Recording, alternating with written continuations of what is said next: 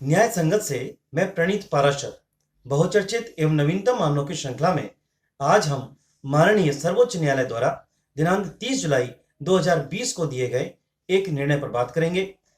Case का नाम है प्रेमचंद वर्सेस हरियाणा राज्य। Case number criminal appeal number 2255/2010। इस मामले में माननीय सर्वोच्च न्यायालय ने 38 वर्ष पूर्व शुरू किए गए एक आपराधिक मामले का निपटारा करते हुए मिलावटी हल्दी पाउडर बेचने के आरोपी को अंततः आरोपों से बरी कर दिया।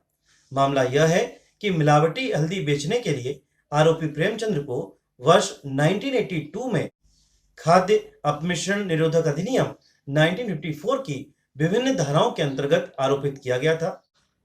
सरकारी विश्लेषक ने अपनी रिपोर्ट में कहा कि कार्यवाही के दौरान इकट्ठा किए गए 4 सैंपलों में 4 जीवित झींगुर एवं 2 जीवित घुन पाए गए थे।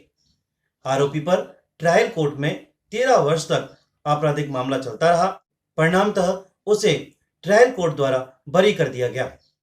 इस पर हरियाणा सरकार द्वारा हाई कोर्ट में अपील दायर की गई, जिसमें 9 दिसंबर 2009 को फैसला सुनाते हुए आरोपी को दोषी करार दिया गया था और 6 माह की सजा सुनाई गई।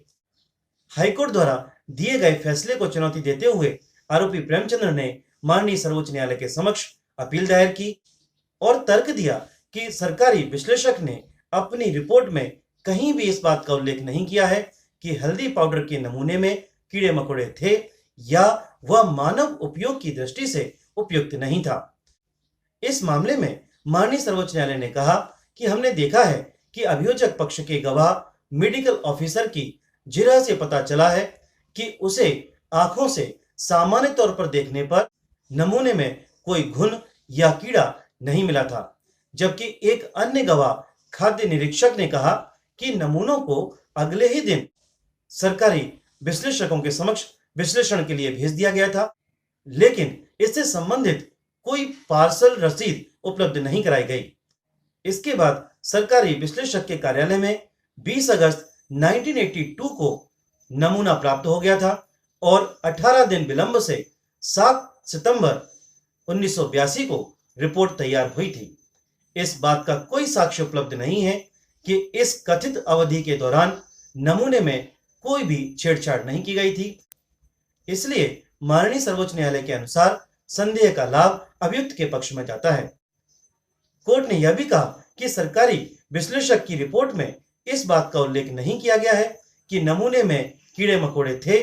इस तरह के विश्लेषण के अभाव में अभियोजन पक्ष खाद्य अपमिश्रण अधिनियम 1954 की धारा 2 उपधारा 1A F के आवश्यक तत्वों को स्थापित करने में असफल रहा है।